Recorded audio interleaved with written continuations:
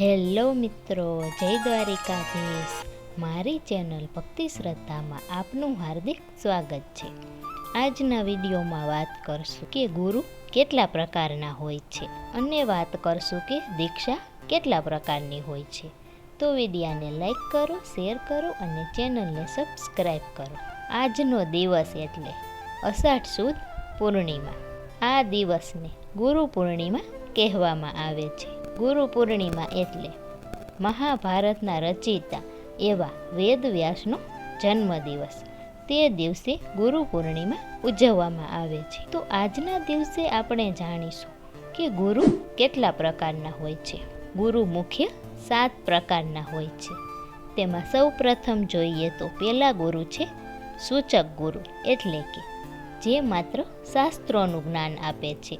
શાસ્ત્રોમાં જે લખેલું જ્ઞાન હોય તે તેના શિષ્યને આપે છે, તેને સૂચક ગુરુ કહેવાય છે. બીજા ગુરુ જોઈએ તો વાચક ગુરુ, જે શાસ્ત્રોના વાચન દ્વારા શિષ્યને બોધ આપે છે, તેને કહેવાય છે વાચક ગુરુ. ત્રીજા છે બોધક ગુરુ, જે માત્ર શિષ્યને પંચાક્ષરી મંત્ર આપે છે, તે છે બોધક ગુરુ. ત્યારબાદ છે વિહિત ગુરુ, એટલે કે જે મોહન, મારણ અને વશીકરણના તુચ્છ મંત્રનો ઉપદેશ તેના શિષ્યને આપે છે.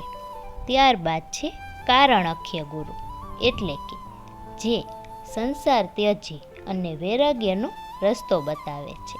સંસાર એ મોહમાયા છે, વૈરાગ્યનો રસ્તો લો તેવું તે સૂચવે છે. અને ત્યારબાદ છે સતગુરુ. સતગુરુ એટલે જેમ બધી નદીઓ છેલ્લે તો સાગરમાં જ ભરે છે અને સાગર જ તેનો રાજા છે, તેવી જ રીતે આ જે બધા ગુરુઓ છે, સૂચક, વાચક, બોધક, નિષિત, વિહિત, કારણખ્ય, આ 6 ગુરુ તેના રાજા છે સતગુરુ, જે કલિકાલના ગુરુ છે, જે તમને તમારા અંદર રહેલો પરમાત્મા તેના સુધી પહોંચાડી દે છે. તે છે સતગુરુ. તે જ તમને ભગવાનનું વાસ્તવિક સ્વરૂપ બતાવશે અને તમને પરમાત્માની પ્રાપ્તિ કરાવશે. એ છે સતગુરુ. અને હવે જોઈએ દીક્ષાના પ્રકાર વિશે. તો મુખ્ય 3 પ્રકારની દીક્ષા છે: શક્તિ, સાંભવી અને માંત્રિક. તેમાં સૌ પ્રથમ જોઈએ તો શક્તિ દીક્ષાની અંદર તેમાં સૌ પ્રથમ છે દ્રષ્ટિ દીક્ષા. દ્રષ્ટિ દીક્ષા એટલે જે ગુરુ માત્ર તમારી સામું જોવે અને તમારા અંદર શક્તિપાત થઈ છે, તે તમને જે જ્ઞાન આપવા માંગે છે તે તમારી અંદર દ્રષ્ટિથી જ આવી જાય, તે છે દ્રષ્ટિ દીક્ષા. ત્યારબાદ છે સ્પર્શથી. ગુરુ તમારા માથા ઉપર હાથ મૂકે અને મંત્ર બોલે અને તમારામાં જ્ઞાનનો પ્રકાશ ફેલાઈ જાય, એ છે સ્પર્શથી દીક્ષા. અને ત્યારબાદ છે સંભાષણ. ગુરુ તમારા કાનમાં મંત્રનું ઉચ્ચારણ કરે અને તેના દ્વારા જ્ઞાનનો પ્રકાશ ફેલાય, તે છે સંભાષણ. ત્યારબાદ જોઈએ તો સાંભવી દીક્ષા.